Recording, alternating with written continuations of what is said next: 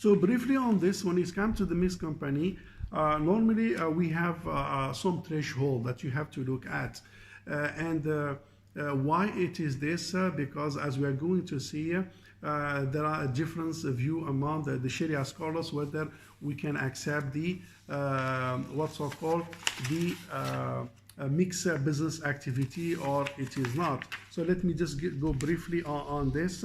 So basically, scholars they have different views on the mixed activities, and there are three categories. The first category, basically, all property is haram. I mean those who own property which are all haram, meaning the entire business portfolio is haram. Like for example, you have a bar serving alcohol and that's it. So it's 100% portfolio haram. Or let's say you have a shop offer a non-halal meat specialized in pork. So it is 100%, the profile is haram. There is no mix. It's a pure 100%. You have, let's say, a money lending shop. That's it. So you provide the money lending based on interest. So it is 100% haram. So that's the first category. And the first category, according to the Sharia scholars, basically it is not allowed. And basically, according to Ibn Taymiyyah, rahmatullahi alayhi, it is not permissible to enter into transactions or dealing with a person who entirely own a property by way of stealing, robbery, fraud, or other prohibited or unjustified means, if the person known of the fact that his property was wrongfully acquired. So basically that's the view of the Sharia scholars represented by Ibn Taymiyyah. Also Ibn Rushd held that it is not permissible for any Muslims to deal with anyone who owns haram property. So meaning that if a person owns 100% haram property, I'm talking about 100%, not mixed portfolio, 100%, so is not allowed to deal with that person. And this is why the Islamic financial institutions, they don't provide financing facilities or coverage facilities or provide investment facilities and platform for those institutions who are purely involved in non-halal activities, like for example pork or liquor, non-permissible product and services, or riba or interest, and so on and so forth. So that's the first category. Now the second category basically is if the person have a mixture of halal and haram. So this is where the debate take place, and you may see various views of the scholars, but let me just briefly highlight some of the view. The first view, which is the Hanafi school and some Malikis, the view that it is permissible.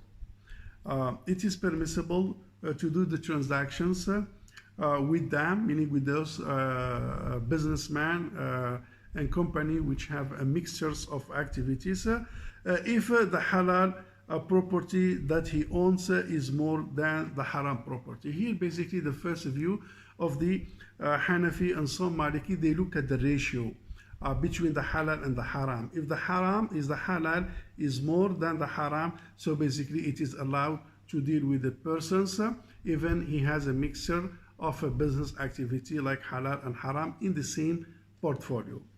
Now the second view is the Shafi'i school of law and some Maliki as well, and some Hanbali held that it is discouraged, meaning it is makruh.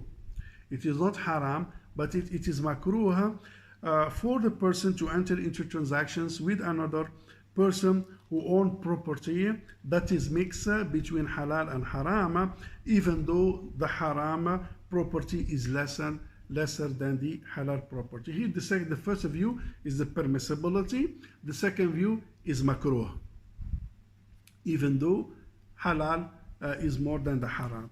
The third view is basically the Maliki school and the minority of the Hanbalis, which opine that the transactions enter into with a person who owns a mixed property is prohibited.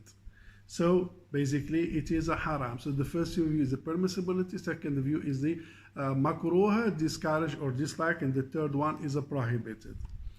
Now the fourth view, basically, which is the view of Ash-Shawkani and Al-Muhasibi, and actually it's represent the majority view of the scholars, who allow the transactions with the person who own a mixed property without looking into the portions of the halal and the haram. So meaning that the third view and the fourth view is the permissibility to deal with the person who has a mixtures of halal and haram, even though you cannot distinguish between the ratio of the halal and the haram, as long he is in the category of mixture.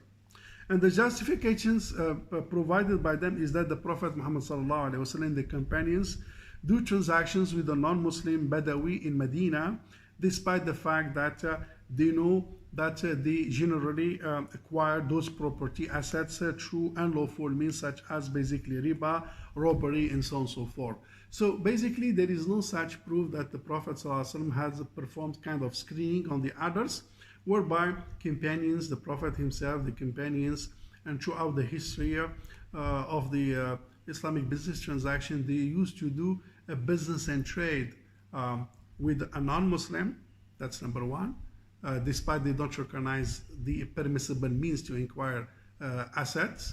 Number two, with the Muslims who may involve in halal and haram without kind of screening those basically assets, and without basically looking after the natures of that kind of mixture, whether they are involved in riba, whether they are involved in robbery, whether they are involved in non-permissible basically activity. So that's the view of the majority.